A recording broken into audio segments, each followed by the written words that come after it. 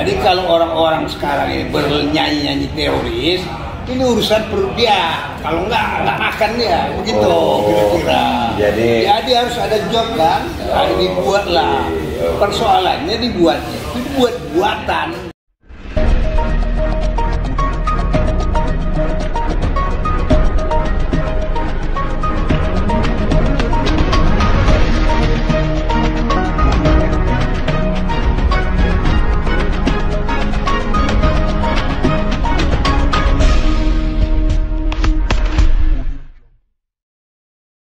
Welcome back, selamat datang lagi bareng gue Babe Aldo.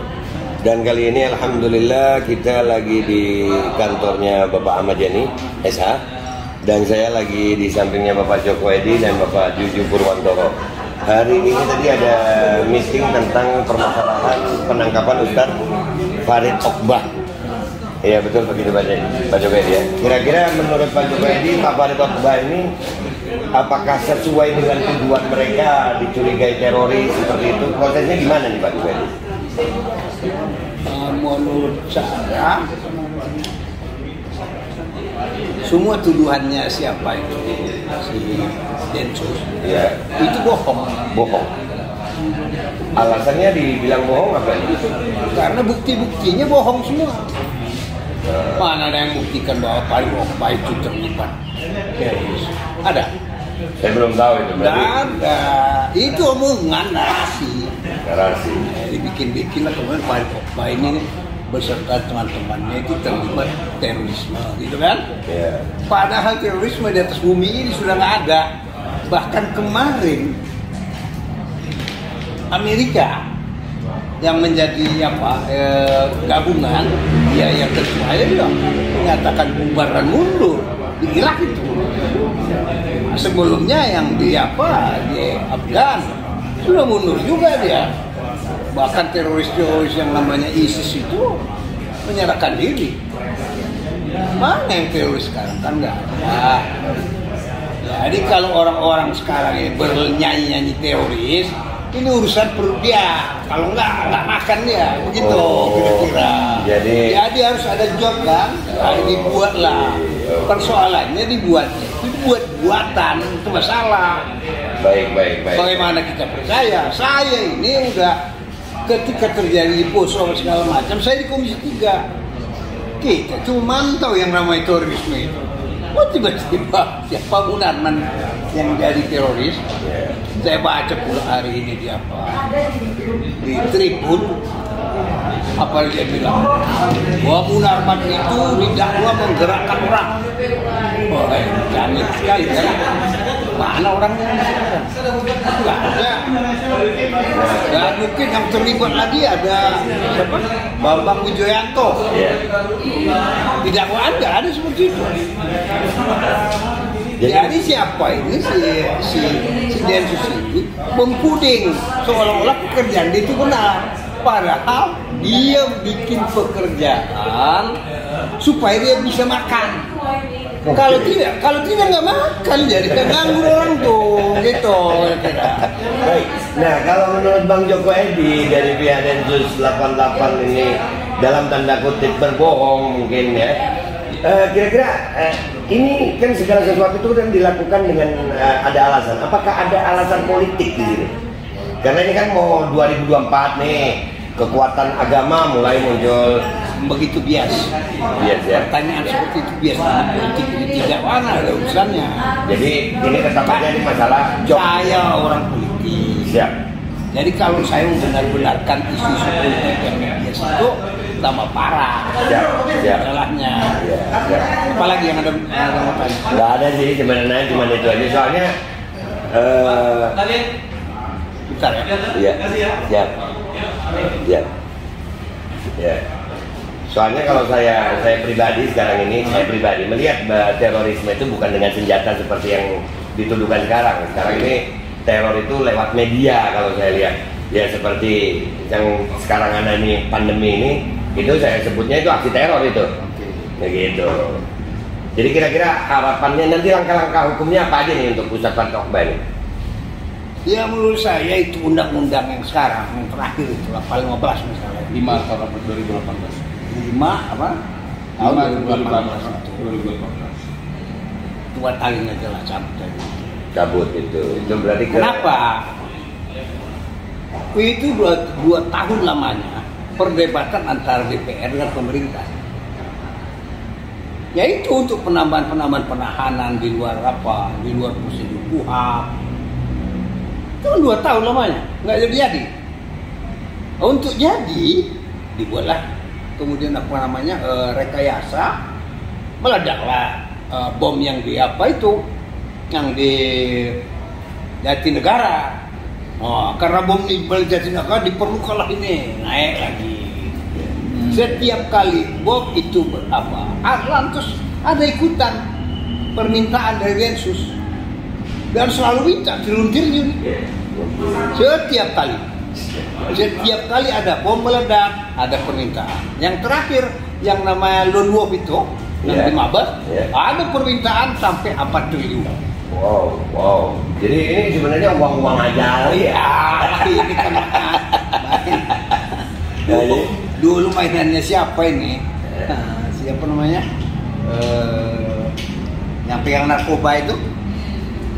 Boris Mere. Oh ya. Dulu Boris Mere yang ganas ini. Iya. Sekarang ya itu. Emang dari dulu Boris Mere memang canggih cari duitnya. Oh, jadi ini ada di situ yang canggih-canggih itu Boris Mere saya kenal kan. Biarto, kan saya kenal ini. Ini cari duitnya dari situ. Oke, siap. Jadi ini project bisnis. Selalu proyek. Ada tanggapan dari Bang Juju mungkin? Iya, terhadap Dr. Ustadz Farid Okbah dan kawan-kawan 3 orang dokter ya, ulama kita. Nah, itu ya kita juga sangat terkejut ya dengan penangkapan mereka. Yang setahu kita ya bahwa beliau itu apalah ya keterlibatan atau katakanlah kegiatan terus sama sekali ya jelas nggak mungkin ya, impossible kalau mereka semua terlibat. Jadi tadi katakan rekan Joko Edi ada rekayasa, ada skenario terhadap mereka ini ya. Itu yang kita lihat. Tapi memang undang-undang terorisme itu undang-undang terorisme itu seperti disinggung oleh rekan Joko Edi tadi, memang setidak-tidaknya direvisi atau dicabut. Ya, itu jelas. Karena indikasi terhadap pelanggaran HAM ini nyata betul, Babe. Nyata betul. Orang malam-malam, tengah malam. Sebagai contoh misalnya kemarin baru rekan saya Munarman, tiba-tiba pakai sendal pun juga nggak boleh, ganti baju pun nggak boleh, atau ke toilet pun juga dilarang. Itu kan jelas pelanggaran. Jadi apakah dengan undang-undang ini saya mau nanya nih, orang bisa dituduh teroris langsung diambil gitu? Betul sekali. Iya. Jadi umpamanya sekarang Densus lihat saya, ini teroris, langsung ditangkap dulu. Hak sekarang itu penambahan. Jadi yang undang-undang yang nomor berapa? 2018 itu muncul penambahan sehingga kalau dihitung penambahan itu 300 hari orang bisa ditahan tanpa diapa-apain. Jadi menurut saya karena kita masih orang waras, ya kan, kumpulan orang waras gitu.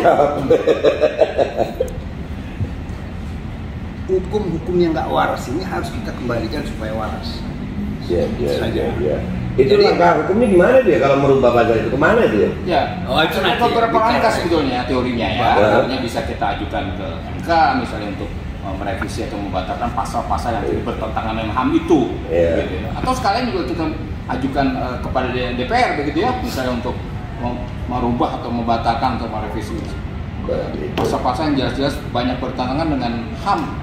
Jadi walaupun pasal undang-undang ini dirubah 3 kali, Babe Aldo, ya, sampai tengah akhir 2018, tetap saja kental sekali pelanggaran HAM-nya.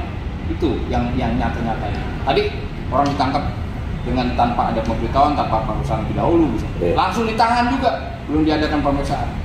Itu yang nyata seperti itu sekarang. Bisa terjadi pada siapa saja. Jadi gini, satu ya, undang-undang teroris itu melanggar Undang-Undang Dasar 45. Betul.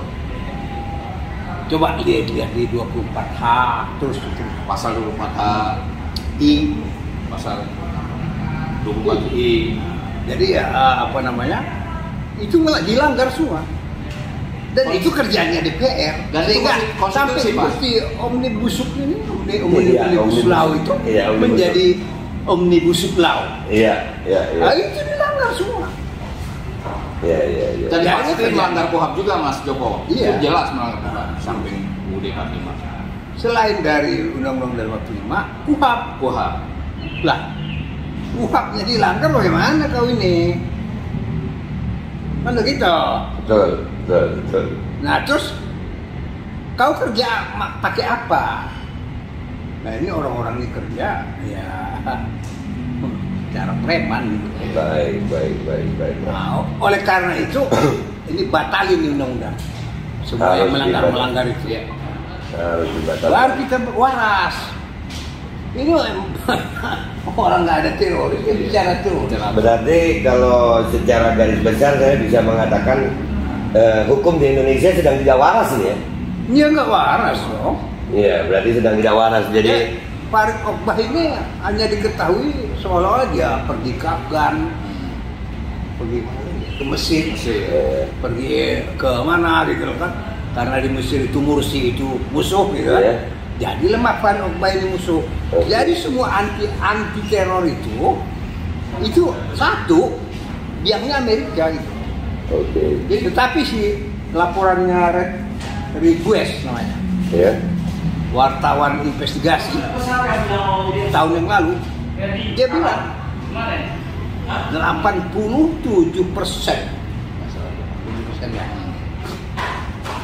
teroris itu bikinnya FBI. Bikinnya FBI. Orang yang melakukan dibayar, korban pun dibayar, semua alat dibayar oleh FBI. Oke. Nah, ini masalahnya di Indonesia juga pas begitu. Oh, iya. Sama itu belatnya. Jadi Bang Aldo, tambahan dari saya, kalau kita review sedikit ya, undang-undang terorisme tadi, 2014, pasal 14, pasal 15, pasal 13 juga ya, kalau yang dituduhkan juga pada rekan Munarman dan yang lain-lain yang dituduhkan itu, kan paling tidak misalnya yang gampang-gampangan aja ya, unsur misalnya kalau teroris itu kan ada bom misalnya, menyiapkan bom, bikin bom gitu kan, atau sudah ada permulaan kalau bahasa hukum, bukti permulaan dia melemparkan bom atau pasang bom, itu kan nggak ada sama sekali. Atau ingin merubah ideologi negara juga nggak ada. Apalagi tiga ustadz tadi sama sekali mana ngerti dia urusan bom-bom ini tuh. Munarman juga demikian, Pak Munarman itu profesional lawyer misalnya, itu kan keduanya teroris. Nah itu Bang Aldo. Hari langgar sekali. Hari ini lebih kawat lagi yang diapain? Yang di Tribun yang saya baca. Oh, iya. Tribun saya baca itu, wah, sampai ke Bambang Wijoyanto. Iya. Mendukung ISIS. Ada. Ini soalnya Munarwan sama ini bukan di belahan Islam itu loh. Iya. Lebih berat mereka itu di belahan sekuler. Iya. Tiba-tiba mendukung ISIS. Ini ngaco ini. Ngawur. Ya, ini dibayar sama siapa ini? Sama si Densus. Untuk menuliskan yang seperti itu. Iya. Supaya Munarman ini terbunuh secara karakter. Iya. Dengan begitu tidak ada lagi yang melawan si Densus ini. Tapi ke kita yang nggak bisa. Ente udah kayak binatang jalang aja. Siap. Baik, ini ada lagi yang mau disampaikan Pak Yujo? Cukup ya. Terima kasih pemirsa yang udah nonton, langsung di share aja, di like. Ini pendapat yang luar biasa. Kesimpulan dari gue, kalau salah tolong ditegur. Intinya masalah hukum di Indonesia ini, khususnya untuk masalah hukum teroris, ini hukum yang sangat tidak memenuhi unsur hak asasi manusia. Karena seseorang bisa ditahan tanpa bukti permulaan, bisa ditahan, dituduh teroris, dan itu bisa ditahan sampai 300 hari, hampir setahun, tanpa bukti bisa aja, mau didiemin bisa aja.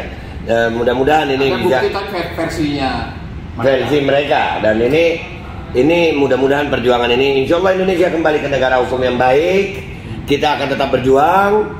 Ya, masa kita ini hukum karena ada yang bayar, dan itu pernah disampaikan juga oleh Profesor Mahfud MD. Ya, saya tahu pasal yang bisa meringankan hukuman, membebaskan dan memberatkan, tergantung mau pesan yang mana. Nah, dan kami berharap media-media mainstream juga tolong dong, mentang-mentang lu gaji karyawan, beritakan itu yang benar-benar gitu. Jangan cuma gara-gara dibayar sampai ada istilah media mainstream. Itu media mainstream artinya media-media yang nggak berani mengambil berita benar untuk menyampaikan yang benar agar masyarakat itu tahu. Jangan karena ada yang bayar kalian jadinya memberitakan sesuai pesanan, memframing orang, memfitnah orang, dan itu tanggung jawabnya berat di akhirat. Tapi insya Allah selama masih ada Babe Aldo dan rekan-rekan, kita akan tetap berjuang secara konstitusional di negeri kita Indonesia.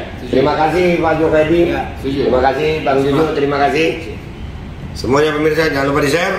Gue minta mohon diri, Babe Aldo. Wassalamualaikum warahmatullahi wabarakatuh.